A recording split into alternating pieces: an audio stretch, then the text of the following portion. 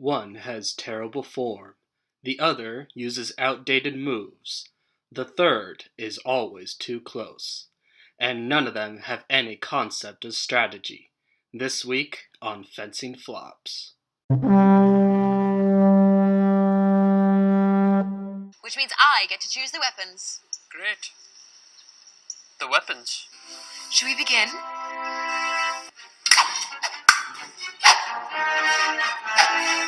Not bad, Miss Higginson.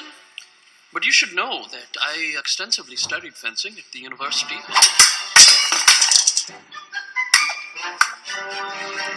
University fencing champion. Twice in a row. Okay, a few things wrong there, but they're a little nitpicky because this is a movie.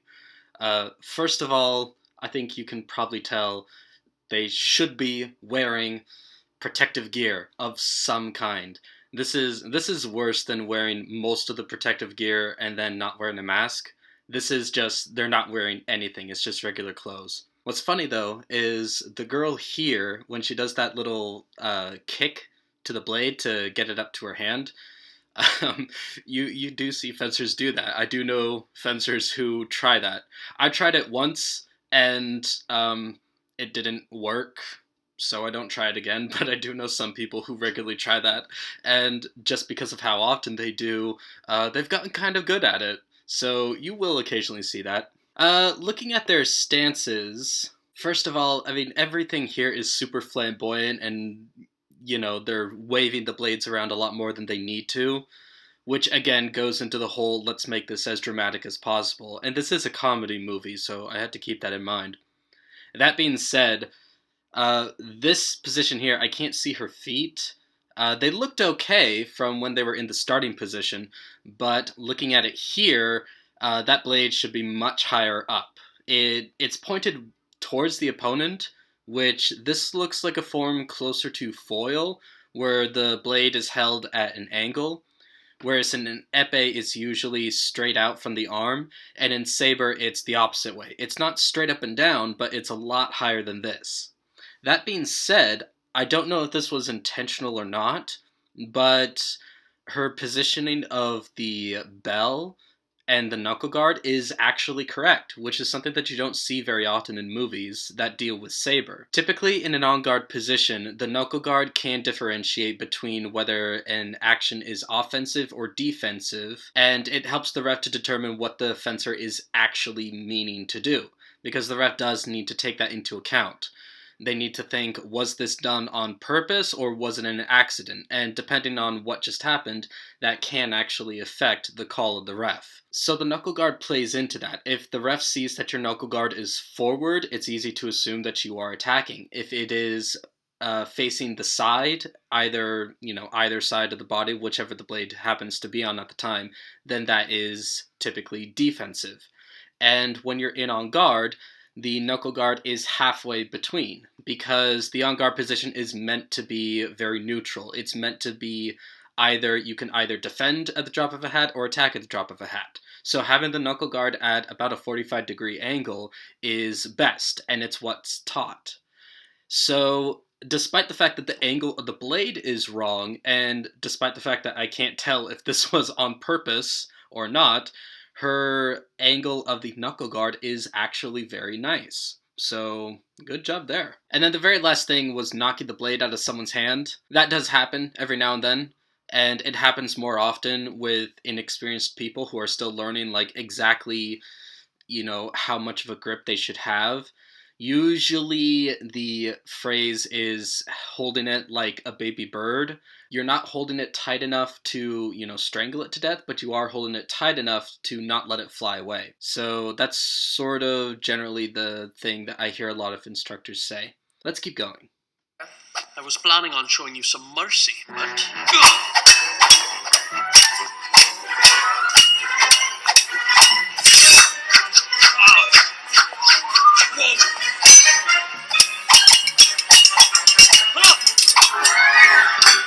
What the hell was that? It was the Rathbone. My fencing teacher taught it to me. He's quite a good swordsman. Ah, yes, I've heard a few ladies tell me that myself. I have to agree with him when he said, "What the hell was that?" because that's hard to dissect. I think I would like to start, though, with something easy to point out. This main character's fencing stance is absolutely atrocious. It looks worse than a lot of fencers I've seen where they come in after several years of not doing it.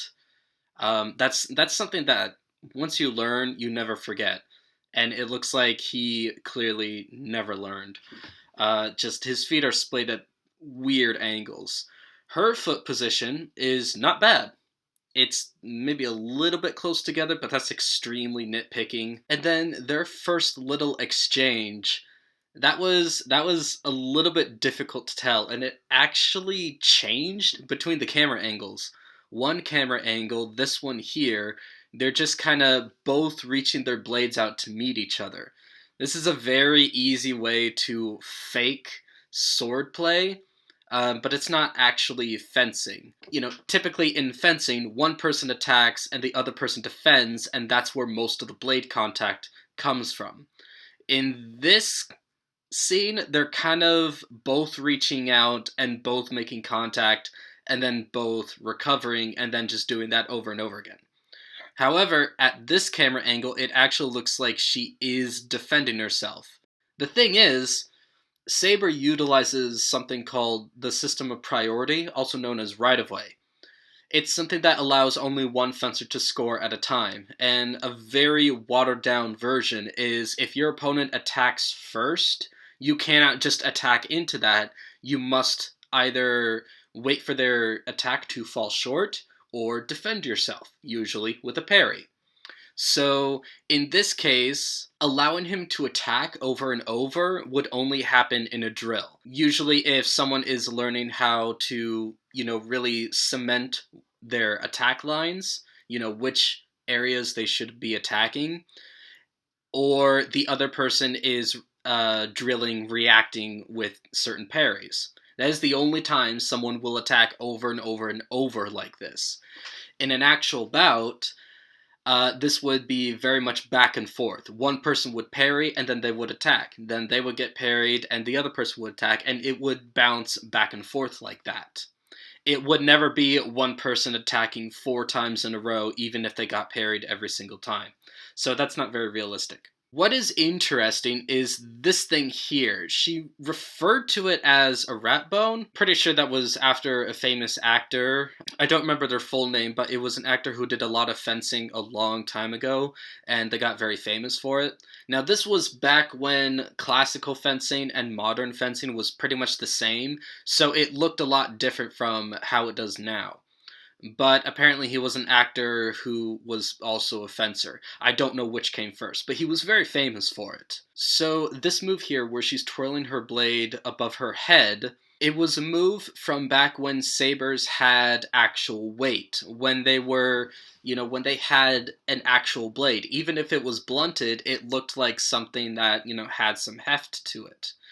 So the point of the helicopter motions here is to actually build up momentum so that when you brought it down into an actual attack, it would have a lot more force behind it. That is no longer relevant in today's saber fencing. The blade is not heavy, so doing this does nothing except leave you open. And these sabers don't really have any sort of sensor or indicator to judge between a light or a heavy hit. In foil and epee, there's a little bit of one because they have sensors on the end of their blades. So for foil, you need a pound of pressure, and for epee, you need 1.5 pounds approximately. So it is possible to have a touch that is too light. In saber, it's all conductive, in order to counter the fact that the entire blade can be used to score. So it's actually all conductive. So the lightest hit will set it off. So this move here, it used to be relevant. It is no longer used whatsoever. If anyone were to use it in modern times, it's all downside. There's no upside to doing this anymore. It was a nice plan by the producers to try to throw this in to make her look very knowledgeable, but honestly, it backfired. Miss Higginson, Have you ever seen the movie Zorro? I have. 6 times.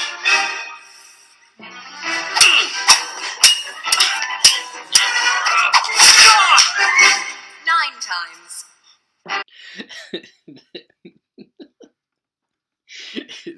This should be fairly obvious, but that doesn't happen.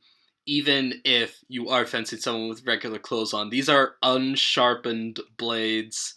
They could not do that. And obviously, how often you've seen a movie doesn't translate to real, like, actually being able to do it. If I go to an art museum and I see a Picasso painting and I stare at it for 2 hours, that doesn't make me an artist. It doesn't mean I can just do the same thing that he did. It's, you had to actually learn how to do this kind of stuff. So it's just funny. The fencing part of it here, in between those two ridiculous jokes, in my opinion, is pretty much the same as the last time. It is either they are both reaching out to make blade contact just for show, or this guy is attacking several more times than he should have, and the girl is just defending herself over and over, which does not happen. In a real bout, priority should be jumping in between them, and they should both be attacking after defending.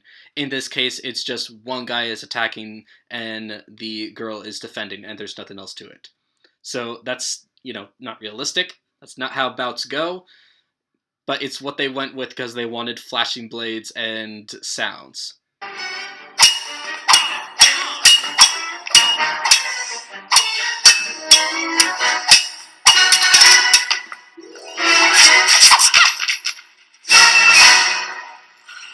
Count yourself lucky, the only thing you lost were your pants. So the only thing that happened here was they passed each other and then kind of kept going. They didn't go for very long, but the fact that they kept going at all is already not realistic. Once the shoulders of two fencers pass each other, that halts the action. There is an exception where if two fencers pass each other and the fencer who did not initiate it, if they begin the riposte before they passed and in one continuous motion, it doesn't stop, in one continuous motion, hit their opponent even after they have passed and even after the ref says halt, they can score a point.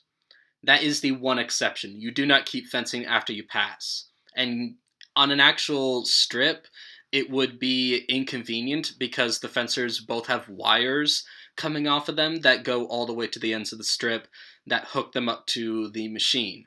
So not only is it not allowed, it would be uncomfortable because then you have a wire bumping into you and you wouldn't really be able to line up. So, yeah. So that's the first scene there. There's another scene later on that is the finale.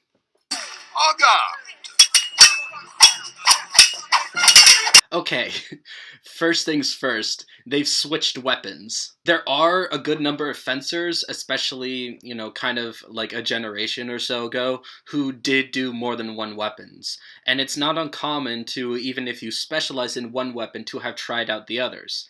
However, it doesn't really make a lot of sense if you do one weapon and then, I don't know, in the movie timeline how much later this takes place, but, if I know that I'm going to be fencing in one weapon, 2 weeks down the road, I'm not going to practice in a different weapon leading up to it. It doesn't really make a lot of sense.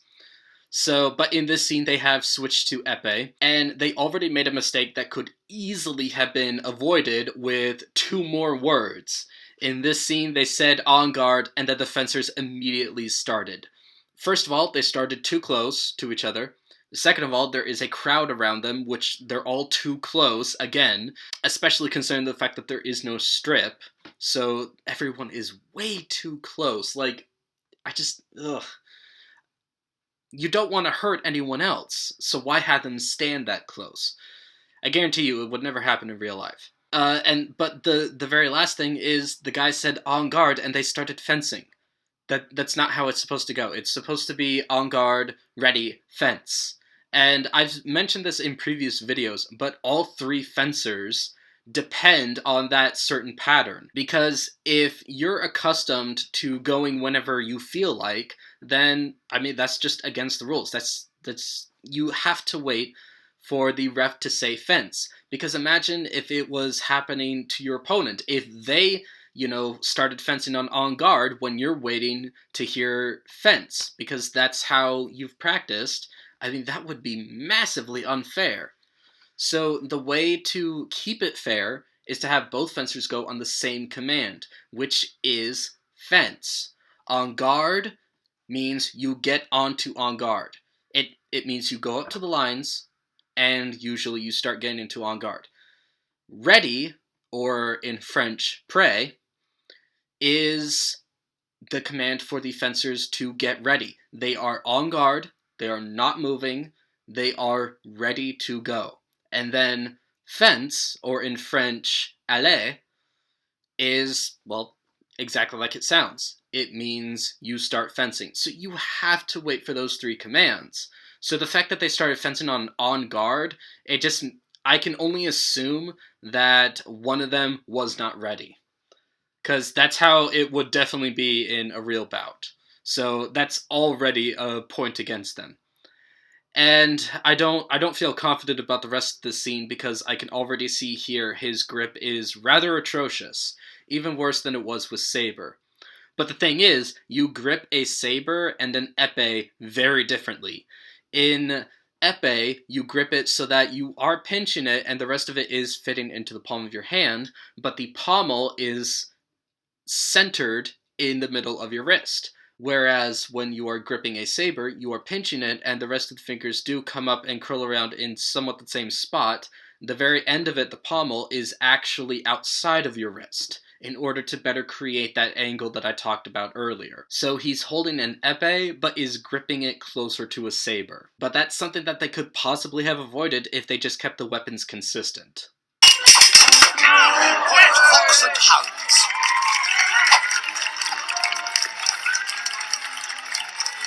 Okay, he's good. You're not concentrating. Every time he attacks from his left and exposes his chest, that's when you attack. Hello, I'm trying, but his lightning-fast blows make it a little bit difficult. Alright, that doesn't really make a whole lot of sense. I mean, technically it's true, but if someone else... So, epee doesn't use priority. If two fencers hit at the same time, they both get a touch.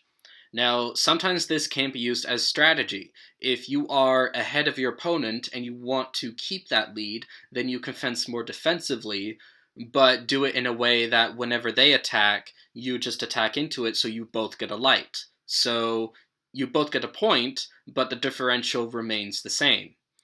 So it could possibly happen in epee, but it doesn't really make sense to say that to someone who is trying to win. Because they, if you both score, like I just said, the differential remains the same. So you don't actually go up very much. The fact that if they attack and they leave something open, I mean, with the way that fencers attack, whenever you attack, you leave something open, particularly in epee, where the entire body is valid target area. It would have been more accurate if she said, when he attacks here, you should defend this way. You should do it with an additional retreat, or maybe with a circle 6, or find his blade and entangle it, or something like that. Instead, she mentioned one of his attacks, and then followed it up with how he exposes something, which doesn't actually help this actor here. That was difficult to dissect because it just doesn't really make a lot of sense.